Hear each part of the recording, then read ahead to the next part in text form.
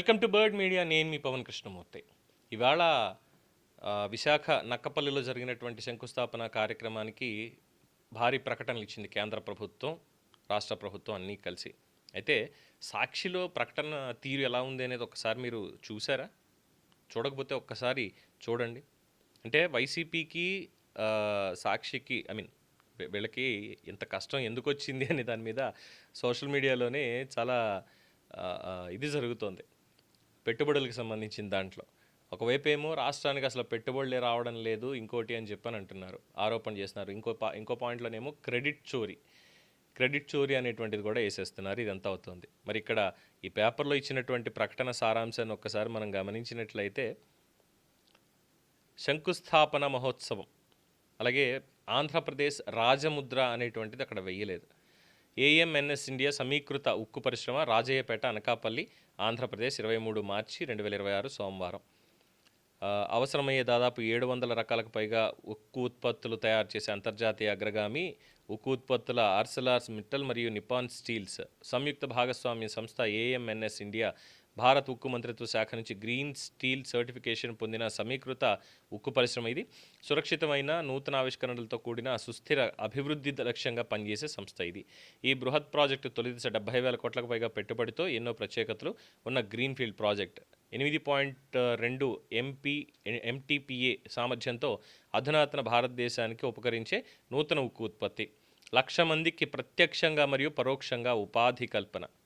శ్రీ నరేంద్ర మోదీ, గౌరవ భారత ప్రధాని శ్రీ నారా చంద్రబాబు నాయుడు, గౌరవ ఆంధ్రప్రదేశ్ ముఖ్యమంత్రి.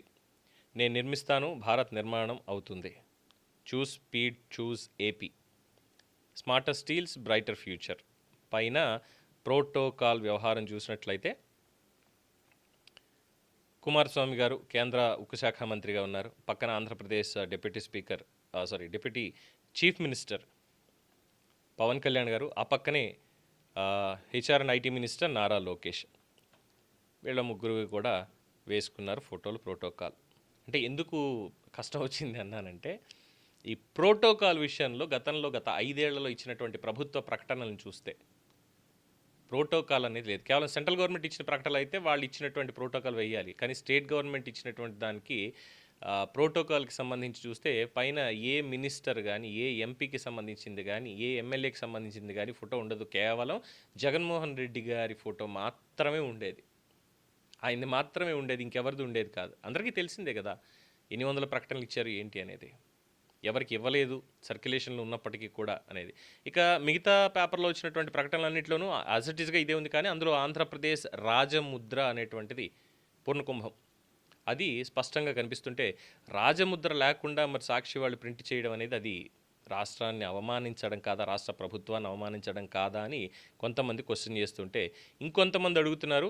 ఒకవైపు ఏమో రాష్ట్రానికి పెట్టుబడులు రావడం లేదని ప్రచారం చేస్తున్నారు, మరోవైపు ఏమో 1,00,000 కోట్ల పెట్టుబడికి సంబంధించి స్వయంగా వాళ్ళ పత్రికలోనే ప్రకటనలు ఇవ్వడం, యాడ్ వెయ్యకుండా ఉండలేని పరిస్థితి, నిజాన్ని దాచలేనటువంటి పరిస్థితి, దిక్కులేని పరిస్థితిలో ప్రభుత్వ విజయాన్ని సొంత పత్రికా ప్రకటనతోనే జగన్మోహన్ రెడ్డి గారు ఆఖరికి ఒప్పుకోవాల్సి వచ్చింది అని బయట చాలామంది మాట్లాడుతున్నారు. ఎస్, కరెక్టే.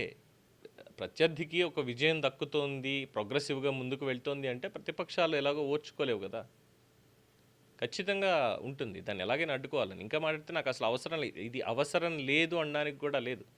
ప్రభుత్వ సొమ్మేగా ఎలాగైనా తీసుకోవచ్చు, తప్పేమీ లేదు అన్నటువంటి పాయింట్లని వేసినట్టున్నారు. లేదంటే ఇలాంటి ప్రకటనలు సాక్షి పత్రికలో పడతాయని మీరు ఏమైనా ఎక్స్పెక్ట్ చేస్తారా? చాలామంది అయితే ఎక్స్పెక్ట్ చేయరు, చెప్పడానికి కూడా లేకుండా. మరి మొత్తానికి విధి ఆడినటువంటి వింత నాటకంలో ఏం చెయ్యాలో ఆఖరికి తెలియక మొత్తానికి ఈ పెద్ద ప్రకటన వేసి రాష్ట్రానికి ఇంత పెట్టుబడి చంద్రబాబు నాయుడు ప్రభుత్వం తీసుకొస్తోంది, ఎన్డీఏ కూటమి ప్రభుత్వం తీసుకొస్తోంది, ఇది రాష్ట్రానికి మంచిది అంటూ కితాబిచ్చినట్టు అయ్యింది. ఇంకా రేపటి నుంచి ఎవరన్నా స్టీల్ ప్లాంట్ వచ్చింది కదా ఇది అంటే మళ్ళీ క్రెడిట్ గురించి మాట్లాడతారేమో కానీ ఇది లేదు, ఇది వీళ్ళు తీసుకురాలేదు, వీళ్ళు చేయలేదు అనేటువంటి మాట మాట్లాడలేరు. ఎందుకంటే 1,00,000 మందికి ఉద్యోగాలు రాబోతున్నాయి, ప్రత్యక్షంగాను పరోక్షంగాను. అట్ ద సేమ్ టైం 1,33,000 కోట్ల పైచిలకు పెట్టుబడి. మొదటి దశలో 70, తర్వాత దశలో ఇంకో 70 దాకా వాళ్ళు పెట్టి మొత్తం అంతా క్లీన్ చేస్తారు. ఇవన్నీ చెప్పి తీరాల్సినటువంటి అంశాలు. నేను చెప్పను, నేను చేయను అనడానికి కూడా లేకుండా అంత కష్టం వచ్చింది పాపం. ఏమంటారు? దీని మీద మీ అభిప్రాయం తెలియచేయండి. చూస్తూనే ఉండండి ది బర్డ్ మీడియా.